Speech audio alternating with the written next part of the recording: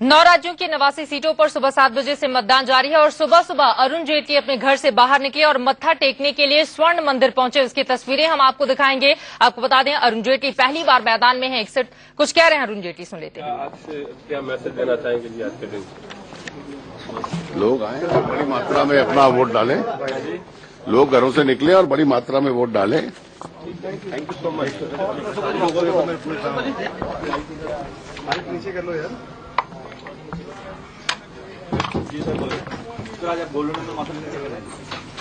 मैं तो अक्सर यहाँ आता हूँ और आज तो एक विशेष दिन है, खास दिन है, और इसलिए यहाँ माथा टेकना और आशीर्वाद लेना ये हमारी परंपरा के अनुकूल है और अपने विश्वास और परंपरा के अनुकूल मैं यहाँ पर माथा टेक कर आशीर्वाद लेने आया हूँ।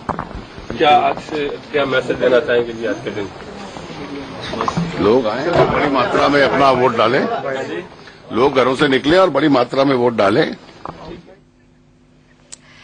और ये तस्वीरें हम आपको दिखा रहे हैं स्वर्ण मंदिर में जब मत्था टेकने के लिए गए थे। आपको बता दें कि एक लंबा पॉलिटिकल करियर रहा है अरुण जेटली का, लेकिन पहली बार लोकसभा के लिए चुनावी मैदान में है और कोई कोर कसर उन्होंने बाकी नहीं रखी। एक छोटा सा कमेंट इस पर अवधेश जी आपका।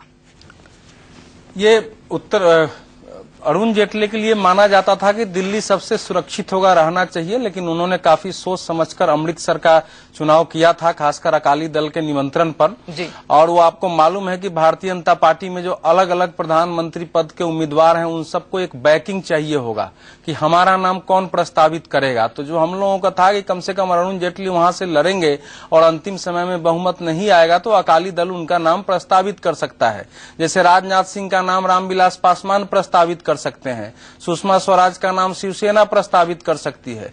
तो भाजपा के लोग इस समय जो ये बड़े नेता कहीं कहीं से चुनाव लड़ रहे हैं उसके पीछे चुनाव के बाद की राजनीति और रणनीति का अहम हिस्सा है जी। लेकिन अमृतसर का चुनाव जो है उनके लिए बहुत ही कांटे की टक्कर का चुनाव हो गया है।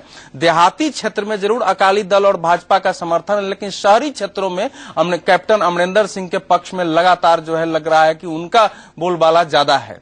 इसलिए यहाँ के चुनाव परिणाम के बारे में हम कुछ नहीं कह सकते। अनुज जी, अरुण जेटली का सियासी करियर आगे के लिहाज से आज डिसाइड करेगा कि उनका कद कितना बड़ा होने वाला है दिल्ली में।